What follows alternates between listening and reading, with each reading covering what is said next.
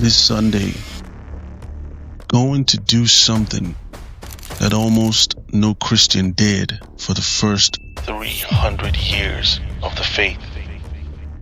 You wake up late, you drive to a building owned by your church, you sit in a row of strangers, face the same direction, sing for 15 minutes, listen to one person talk for 40, and then be home by lunch.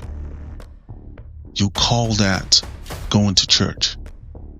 But the first 3 centuries after Jesus rose from the dead, not one of those things existed. No church buildings, no pews, no Sunday morning slot. And what they did instead might be the reason your faith feels so dry in a country filled with a church on every corner. To know what the earliest Christians did on Sundays, we don't have to guess. We have the New Testament, Roman government records, and the writings of the early church itself. Acts chapter 2 verse 42 gives us the original blueprint. In one sentence, they devoted themselves to the apostles' teaching, to fellowship, to the breaking of bread, and to prayer. 4 things: teaching, fellowship, shared meal, and prayer. Notice what's not on that list? No building, no stage, no program.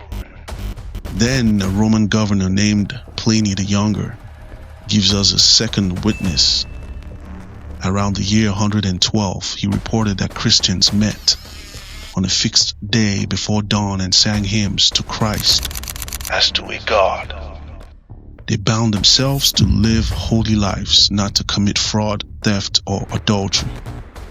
And then they gathered again later for food, not just worship, shared life. And then comes the clearest picture of all. Around AD 155, Justin Martyr described what Christians did on what he called the day named Sunday. He said the memoirs of the apostles and the writings of the prophets were read as long as time permitted. As long as time permitted. Not rushed, not squeezed into a schedule. Scripture was central because Scripture was scarce. Then the leader instructed the people. And after that, they all rose together and prayed. Not spectators, participants. Then bread and wine and water were brought forward. This wasn't a symbolic afterthought. This was the center. A real table, real bread, a shared cup. Every Sunday. And the money collected didn't go to a building fund. Justin says it was used for widows, orphans, the sick, prisoners, and strangers. By the next week, Sunday had become mercy. So what changed? In the year 321, Constantine made Sunday a legal day of the rest across the empire. For the first time, Christians could gather openly and publicly. That sounded like victory. But the gathering moved out of homes and into basilicas, imperial buildings that are public, designed for spectators to face forward while authority sat elevated in front. The room changed, and when the room changed, the rhythm changed. Christians stopped facing one another around a table and started facing a platform.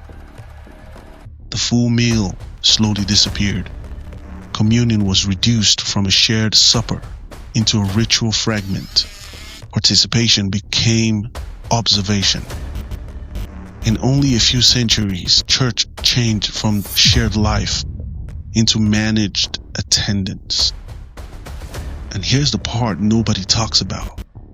The modern church has more buildings, more budgets, and more polished production than any generation in history, and still millions of believers feel spiritually starving.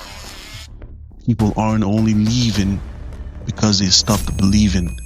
Many are leaving because they stopped being fed. They sat in rows, watched the service, drove home, and still felt alone.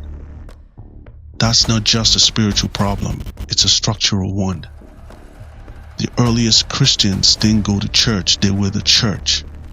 scattered through cities, gathering in homes, reading scripture out loud, eating together, caring and knowing people by name, around a real table with real food, with real prayer, with money flowing directly to real needs. What we call church today is not exactly what they called church then. The version of Christianity starving you may not be Christianity itself. It may just be the version shaped by empire, preserved by habit, and repeated with nobody when nobody remembers the difference. And the rhythm your soul is searching for and reaching for, the one that feels older, warmer, fuller, more alive, isn't just your imagination. It's a memory. It's 2,000 years old. We just stopped doing it.